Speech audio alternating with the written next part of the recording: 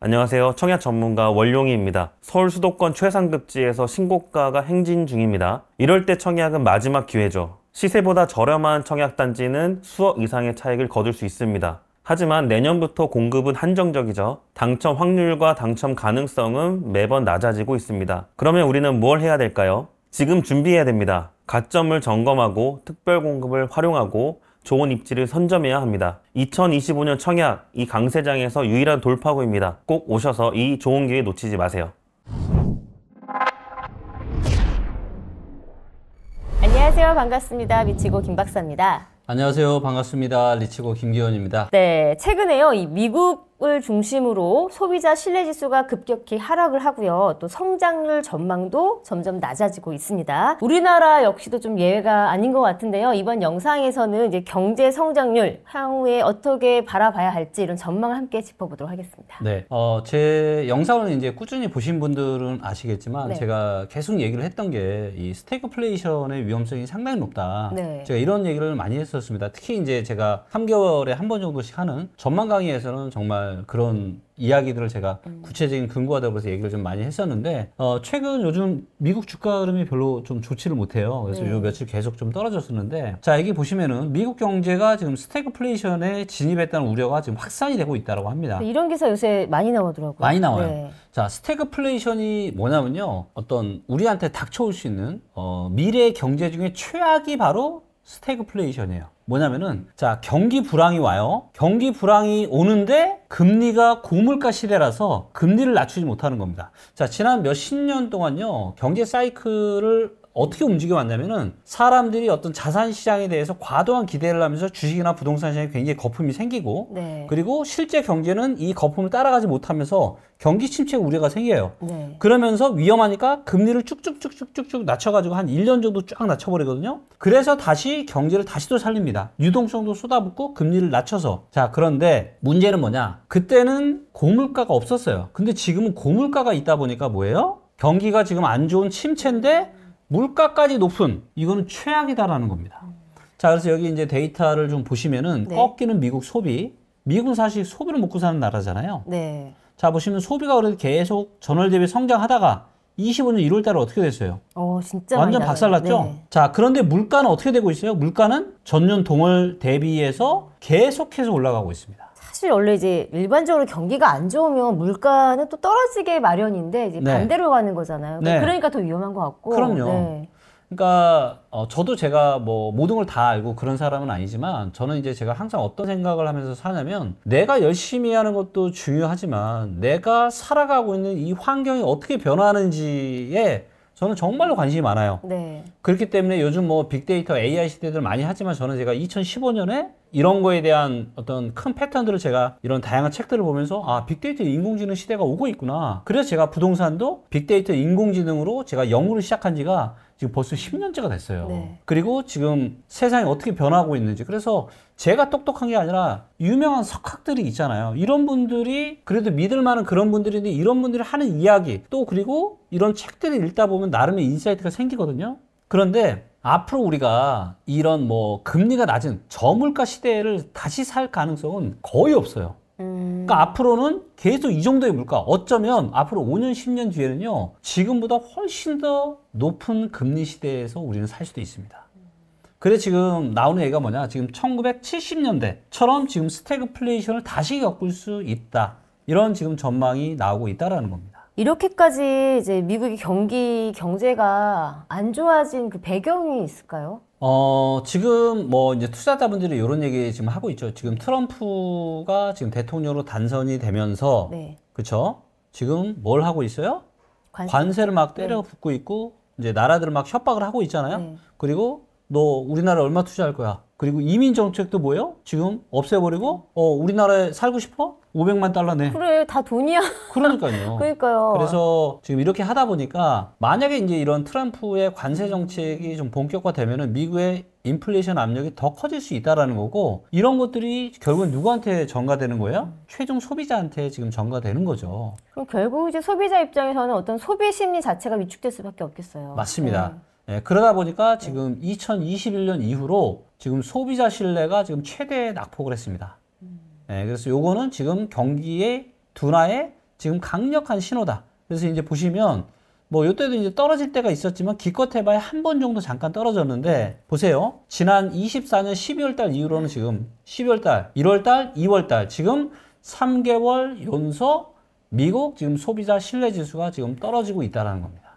이게 이제 소비자 신뢰 지수가 떨어졌다라는 거는 경제가 이제 불안하다라고 재해석해 볼 수가 있는 거죠. 네, 맞습니다. 그래서 소비자들의 지금 경제 전망이 더 지금 안 좋은 쪽으로 지금 계속해서 3개월 연속 지금 더 안 좋게 지금 바뀌고 있다라는 거죠. 거기에 이제 특히 이제 이 노동 시장에 대한 부정적인 시각이 굉장히 지금 뚜렷해졌다라고 합니다. 자, 그래서 뭐 사실 이런 부분들 관련해서는 뭐 저보다 훨씬 더 뛰어난 분들이 이제 얘기를 좀 하실 테니까 네. 저는 이거를 제가 부동산 시장이랑 연관지어서 얘기를 해보면 제가 그런 얘기를 하고 있잖아요. 25년의 부동산 시장은 2022년 그리고 08년의 부동산 시장과 아주 유사하다. 네, 맞아요. 그리고 부동산 시장뿐만이 아니라 경제 상황까지 고려를 하면은 2008년과 2025년이 너무 유사하다. 제가 이런 얘기를 계속해서 하고 있거든요. 네.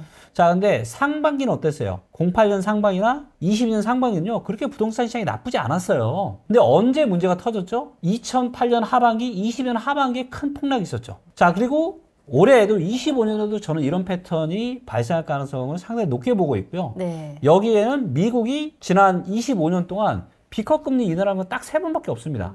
근데 그럴 때마다 항상 경기 침체가 왔었고 이번에도 작년 9월에 왔고 이런 침체가 올해 여름 가을쯤부터 올 가능성이 아주 높아요. 2007년 말 2008년 초에는 그때는 한국 사람들이 중국 펀드에 완전 광풍이 있었습니다. 네. 그래서 줄을 서서 펀드 가입을 했었거든요. 근데 그로부터 1년 뒤에 완전 박살이 났죠. 근데 지금은요 너무 패턴이 비슷해요. 한국 사람들이 전부 다 미국 주식에 완전 지금 광풍이 있습니다. 그래서 미국 주식 최고야, 미국 주식 영원할 거야, 계속 갈 거야. 네. 근데 이런 것들이 저는 굉장히 위험하다고 보고 있고, 근데 이미 벌써 지금 미국의 경기 침체 신호가 나오고 있잖아요. 그리고 미국이 2024년 9월 달에 B컵 금리를 한 거는 B컵 금리를 할 수밖에 없을 만큼 경제 상황이 안 좋으니까 금리 인하를 한 겁니다. 그리고 그 징조들이 나오고 있고요. 그래서 저는 앞으로 이제 올해 하반기, 그래서 한 5월, 6월 달 지나고 나서부터가 정말 이제 굉장히 중요한 진짜 흐름이 저는 나올 거라고 좀 보고 있고, 네. 그렇기 때문에 지금 저는 만약에 이제 혹시라도 누가 미국 주식 하고 있다. 제가 차마 팔라고 저는 팔면 좀 비중을 좀 줄이면 좋을 거는 같은데 각자 알아서 판단하는 건데 잘못된 의사결정은 뭐냐? 미국 주식시장이 앞으로 계속 더 올라갈 거라고 판단해서 여기에 돈을 더 쏟아붓거나 여기에 몰빵하는 거예요. 저는 이거는 굉장히 지금 위험할 수 있다라고 좀 보고 있어요. 사실 미국이나 뭐 이제 이런 전반적인 글로벌 경제가 안 좋기는 합니다. 근데 네. 이렇게까지 안 좋아지게 된 원인 배경 네. 뭐 어디 있을까요? 저기 이제 보시면 이제 최근에 이제 요 소비자 신뢰 지수가 하락한 원인이 뭐냐? 예, 물가가 상승하면서 생활비 부담이 커지면서 소비를 줄이는 거죠. 자, 이거는 미국도 그렇지만 한국도 어때요? 우리 얘기 같아요, 사실. 네, 우리 얘기 맞습니다. 자, 거기다가 경기가 둔화되니까 기업들이 위축이 되면서 일자리 감소 우려가 커지고 있죠. 또 뭐예요? 정치적 불안, 대선, 국제정세 변화. 거기다가 트럼프는 맨날 너무 이제 강력하게 막 강경 발언하면서 경제에 대한 이런 불확실성이 증가하고 또 투자가 위축이 되고 소비심이 악화되고 경기 둔화되고 이런 지금 현상들이 지금 이어지고 있는 것 같아요. 이제 악순환이네요, 악순환. 네. 저 지금 미국 시장을 봤는데 사실 네. 우리나라 쪽에서도 당연히 영향이 있을 수밖에 없잖아요. 그래서 우선은 우리나라 소비자들의 지금 경제 심리가 어떤지 좀 궁금하거든요. 아, 네. 예. 자, 다행히도 지금 한국에도 비슷한 데이터가 있거든요. 네. 소비자 심리 지수를 보면은 12월 달에 완전 바닥 찍고 요때 이제 비상계엄 요때 있었죠. 네. 그러면서 이제 완전 추락을 했다가 최근에 회복을 좀 하는 모습이에요. 자, 그런데 요 수치가 100보다 높아야 좋은 겁니다. 100보다 낮으면 안 좋은 거예요. 근데 여전히 회복이 됐지만 95잖아요.